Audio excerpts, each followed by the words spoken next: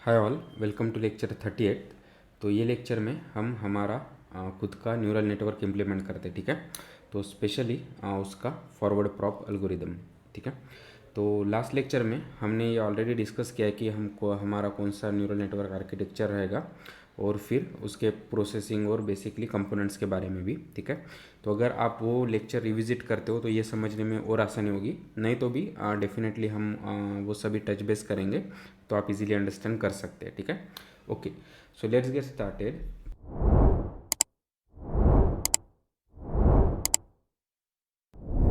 तो सबसे पहले तो मैं जो भी इंपॉर्टेंट लाइब्रेरीज है जैसे numpy, मैटप्लॉटलिब वो इंपोर्ट करूँगा। ठीक है, टेंसर फ्लो बस उस हम नॉर्मलाइजेशन के लिए यहाँ पे इंपोर्ट कर रहे हैं और यूज़ कर रहे हैं। हम इसकी इम्प्लीमेंटेशन के लिए टेंसर फ्लो का नहीं यूज़ नहीं करने वाले, बल्कि हम हमारा खुद से स्क्रैच से न्यूरल नेटवर्क इम्प्लीमेंट करने वाले। ठीक है, उसका फॉरवर्ड प्रॉप एल्गोरिदम। ओके, और लॉगिंग बेसिकली बस to get more details of logging. Okay okay, तो मैं अगर इसको रन करता हूँ तो ये इंपोर्ट हो जाएगा।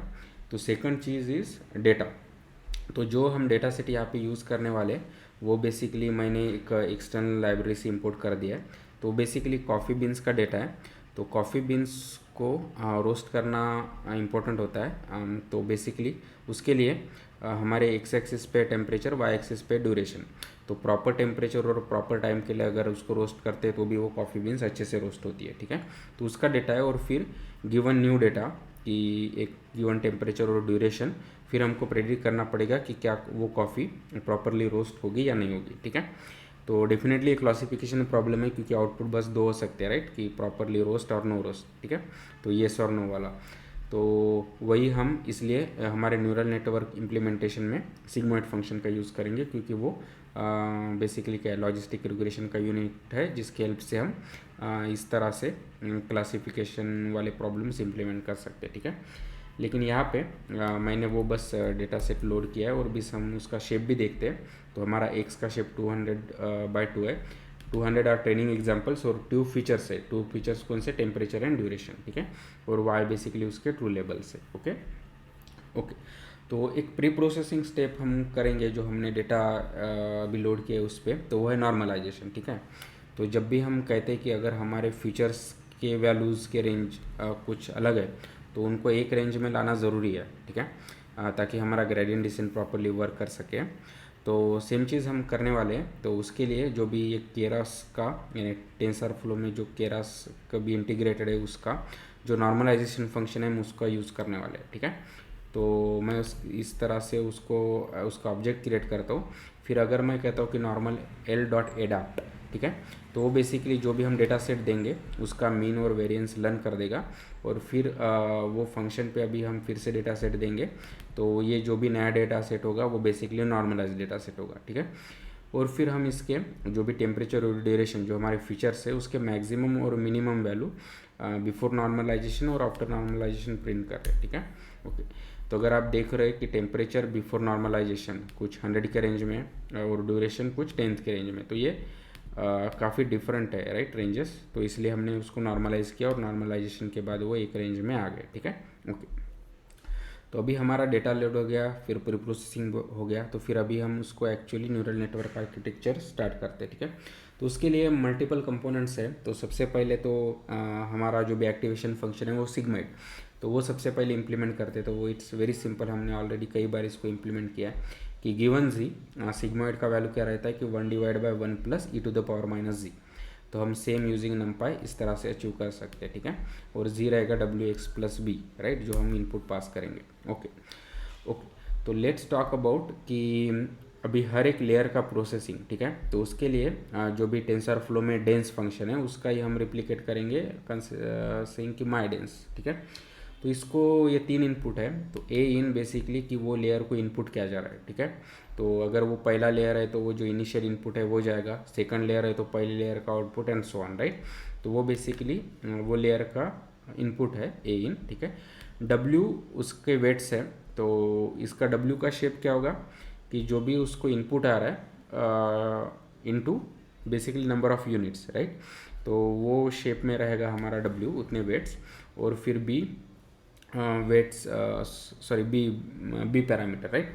और ये बेसिकली पूरे लेयर के लिए, तो हमारे पास अगर 3 सेल है तो हर एक के W1 W2 W3 होंगे और फिर हम उसको मर्ज कर रहे हैं, ठीक है। तो वो कैसे मर्ज कर रहे हैं, बेसिकली एज ए फीचर या कॉलम वाइज, राइट, जो हमने लास्ट लेक्चर में उसको डिटेल में डिस्कस भी किया है, ताकि हम उसको फिर बेसिकली कॉलम वाइज उसको हर एक सेल के लिए एक्सट्रैक्ट कर सके, ठीक है। तो W एक मैट्रिक्स है, तो पूरे लेयर के W's, और B हमारा एक वेक्टर है पूरे बेसिकली लेयर के B's, ठीक है। ओके, तो given W number of cells हम इस तरह से ऑब्टेन कर सकते हैं कि W डॉट शेप ऑफ 1, ठीक है, क्योंकि हमने बात की है कि W का साइज़ क्या रहता है कि इनपुट का size cross basically number of units, तो हमें इसलिए उसका फर्स्ट फैक्टर जो भी होगा शेप का वो हमारे नंबर ऑफ यूनिट्स होंगे, ठीक है। तो जितने यूनिट्स होंगे उतने एक्टिवेशंस होंगे, यानी उतने ही हमारे लेयर का आउटपुट का साइज़ होगा। तो हम सेम चीज़ कर रहे हैं कि जो भी हमारे लेयर का आउटपुट है वो एज ए अरे हम इस तरह से पहले 0 से इनिशियलाइज करेंगे, ठीक है, और वो कितने रहेंगे, जितने हमारे नंबर ऑफ़ यूनिट्स है, ठीक है। और अभी ये लूप में हर एक यूनिट्स को 1 बाय 1 हम उसको प्रोसेस करते हैं, ठीक है, या उसके एक्टिवेशंस निकालते हैं, और फिर ये जो भी ए आउट है यानी लेयर का आउटपुट उसमें अपडेट करते हैं, ठीक है। तो वेट फॉर पर्टिकुलर सेल निकालने के लिए हमको देना पड़ेगा जेथ फीचर, राइट, मतलब जो जेथ फीचर है या जेथ कॉलम है वो पर्टिकुलर सेल का या पर्टिकुलर यूनिट का वो W होगा, ठीक है। तो पहले केस में वो 0 रहेगा, तो वो पहले 0th यूनिट का होगा, फिर नेक्स्ट टाइम फर्स्ट यूनिट का, एंड सो ऑन, ठीक है। ओके, और फिर अगर हमारे पास W आ गया तो ए इन क्या इनपुट है हमारे लेयर का, तो वो सभी सेल को सेम इनपुट जाएगा। तो जी कैसे निकाल सकते हैं कि इन दोनों का डॉट प्रोडक्ट, राइट, कि इनपी डॉट ऑफ W X, तो X की जगह ए इन, और फिर उसमें वो पर्टिकुलर सेल का यानी बी, हमको बी पैरामीटर भी ऐड करना पड़ेगा, बी ऑब्जेक्ट, ठीक है। तो वो जी मिल गया, तो जी हम सिग्मोइड फंक्शन को जो हमने यहाँ पे क्रिएट किया वो पास कर देंगे, तो वो हमें देगा एफ ऑफ एक्स, ठीक है। और फिर वो बेसिकली यानी activation of that particular unit, फिर वो हम अपडेट कर रहे हैं, ठीक है। तो हम ये सेम प्रोसेस करेंगे सभी यूनिट्स के लिए फॉर दैट पर्टिकुलर लेयर, और फाइनली वो एज ए अरे हम रिटर्न करेंगे, ठीक है। ओके, तो ये माइडेंस फंक्शन क्या कर रहा है, एक लेयर का पूरा प्रोसेसिंग कर रहा है एक साथ, ओके ओके। तो अभी हमें लेयर का प्रोसेसिंग है, तो अभी हम क्या कर सकते हैं, जो भी जितने भी हमारे पास लेयर्स है उन सब को सिक्वेंशियली ऐड करना पड़ेगा, राइट। जैसे सिक्वेंशियल फंक्शन है टेंसर फ्लो में, सेम चीज़ हम यहाँ पे रिप्लिकेट कर रहे हैं, ठीक है।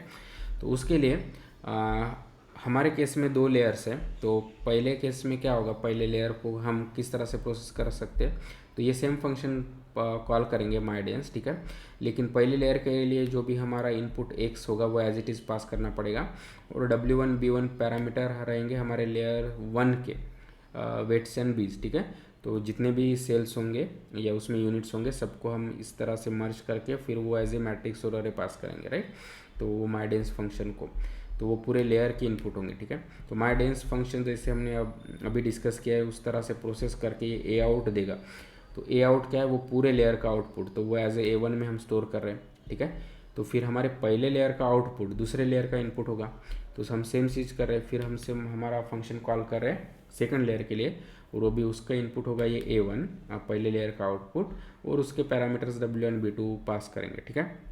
तो सेम माइडेंस फंक्शन फिर से इन पे प्रोसेस करके उसका आउटपुट देगा, और वो हमारा आउटपुट लेयर भी है तो वो हम एज ए यहाँ पे रिटर्न कर रहे हैं, ठीक है। और फिर इसका हम यूज़ करेंगे हमारे प्रेडिक्शन के लिए, ओके ओके। तो ये हो गया हमारा सिक्वेंशियल फंक्शन, यानी इस तरह से हमारा मॉडल क्रिएट हो गया, ठीक है। तो अभी इसके हेल्प से हम कुछ प्रेडिक्शन करने वाले, ठीक है। तो उसके लिए मैंने ये जो भी WBs W2 एंड B2 यानी लेयर 1 के Ws एंड Bs और लेयर 2 के W एंड B इस तरह से कुछ इनिशियलाइज कर दिए, ठीक है ओके। तो अभी इनके हेल्प से हम प्रेडिक्शन करते, तो उसके लिए हमारा फंक्शन है माई प्रेडिक्ट, ठीक है। जैसे टेंसर फ्लो में TF.predict था ना, सिमिलर चीज़ हम यहाँ पे रिप्लिकेट करने वाले, ठीक है। तो इसको हम इनपुट ये सभी दे देंगे, क्योंकि ये हमारे मॉडल को कॉल करने के लिए लगने वाले कि हमारा basically W and B parameters, और एक हमारा टेस्ट डेटा सेट रहेगा जिसको हम इवेल्युएट करना चाहते हैं, ठीक है ओके। तो हम क्या करेंगे, तो जो भी पहले तो नंबर ऑफ़ ट्रेनिंग या जो भी नंबर ऑफ़ एग्जाम्पल्स है ये हमारे डेटा सेट में, तो वो निकालिए, तो वो हमें x डॉट शेप ऑफ 0 से मिल गया, ठीक है।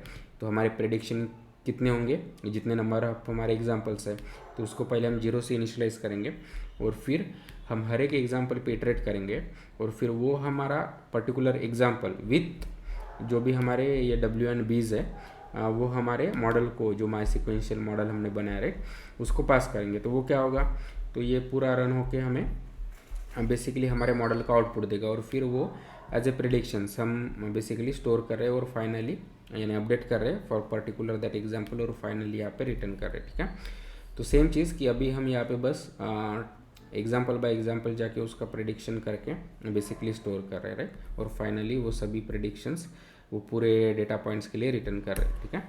ओके, तो लेट्स सी कि अगर मेरे पास इस तरह से कुछ टेस्ट डेटा होता कि मैंने यहाँ पे एक पॉजिटिव एग्जाम्पल दिया है और एक निगेटिव एग्जाम्पल दिया है, ठीक है। तो यानी ये जो भी वैल्यूज़ है हमारे टेम्परेचर और ड्यूरेशन के लिए, तो इसने इसका आउटपुट देना चाहिए पॉजिटिव आउटपुट की उसने प्रॉपरली रोस्ट किया यानी 1 और इसका हमें आउटपुट 0 आना चाहिए, ठीक है। तो लेट्स सी हमारा मॉडल किस तरह से वर्क करता है। तो सबसे पहले हमारा जो भी टेस्टिंग डेटा है उसको भी हमको नॉर्मलाइज करना पड़ेगा विथ सेम नॉर्मलाइजेशन जो हमने ट्रेनिंग के लिए यूज़ किया, ठीक है। और ये काफ़ी इंपॉर्टेंट होता है कि अगर हमने ट्रेनिंग के लिए अगर डेटा को नॉर्मलाइज किया है तो टेस्टिंग के लिए भी करना ज़रूरी होता है, ठीक है। तो हम सेम चीज़ कर रहे हैं और फिर इसको हम पास करेंगे हमारे माई प्रेडिक्ट फंक्शन को, तो जो बेसिकली हमें हमारे प्रेडिक्शंस देगा, ठीक है, with using W and b parameters जो हमने यहाँ पे इनिशलाइज किए, ठीक है। ओके, तो अगर मैं इसको कॉल करता हूँ तो हमारे कुछ प्रेडिक्शंस आ गए, ठीक है। अच्छा, तो ये जो भी प्रेडिक्शंस रहेंगे तो वो क्या रहेंगे बेसिकली एफ ऑफ एक्स, और F of x logistic regression का या सिग्मोइड फंक्शन का क्या होता है, कुछ वैल्यू रहेगा, ठीक है। तो उसको बेसिकली हमको इस तरह से कन्वर्ट कराना पड़ेगा 0 एंड 1 में कि अगर वो ग्रेटर देन 0.5 है, greater than is equal to 0.5, तो हम प्रेडिक्ट करेंगे कि 1 एल्स 0, ठीक है। तो हम सेम चीज़ कर रहे हैं कि जो भी वाई हैट है अभी हमारे पास प्रेडिक्शंस आ गए यानी एफ ऑफ एक्स आ गए, तो वाई हैट बेसिकली पहले तो हम 0 से इनिशियलाइज कर रहे हैं और फिर सभी प्रेडिक्शन पे इटरेट करके ये चेक कर रहे हैं कि क्या यानी वो एफ ऑफ एक्स की क्या वो ग्रेटर देन 0.5 है, तो हम प्रेडिक्ट कर रहे हैं वाई अदरवाइज 1 अदरवाइज 0, ठीक है। और फिर वो हमारे रहेंगे वाई हैट के वैल्यूज़, ओके। तो सेम चीज़ ये जो हमने ये लूप में लिखा है तो वो इन पाइथनिक वे हम इस तरह से सिंपल से लिख सकते हैं, ठीक है। ओके, तो अगर हम ये प्रेडिक्ट करते हैं तो पहले का उसने आउटपुट दिया है 1 और दूसरे का 0, तो वो एज एक्सपेक्टेड है क्योंकि ये हमारा पॉजिटिव एग्जाम्पल था और ये नेगेटिव एग्जाम्पल था। और सेम चीज़ अगर हम पाइथनिक वे में करते हैं तो हमें सेम चीज़ मिलेगा, ठीक है। लेकिन इस तरह से अभी ये लेक्चर में हमने एक न्यूरल नेटवर्क को खुद से इम्प्लीमेंट किया, राइट, जो टेंसर फ्लो में हमने लास्ट कपल ऑफ लेक्चर्स में उसके जो भी फीचर्स या फंक्शंस डिस्कस किए थे फॉरवर्ड प्रॉप के लिए, जैसे dense function, right, sequential function या फिर प्रेडिक्शन के लिए एंड सो ऑन, तो वो सभी चीज़ें हमने यहाँ पे स्क्रैच से इम्प्लीमेंट किया, ठीक है। तो डेफिनेटली टेंसर फ्लोज या पाइटॉर्च जैसे लाइब्रेरीज वेरी पावरफुल है और वो रिकमेंडेड है कि हम कोई भी प्रॉब्लम सॉल्व करते हैं तो उनका यूज़ करें क्योंकि वो डेफिनेटली अच्छे डेवलपर ने बनाया होगा, वेल टेस्टेड है और वो पॉपुलर भी है, ठीक है। लेकिन जब भी हम डीबग करते या प्रॉपर अंडरस्टैंडिंग के लिए, जैसे हम पहले भी बात कर रहे हैं कि उन कैसे प्रोसेसिंग हो रहा है वो हमको पता होना चाहिए, ठीक है।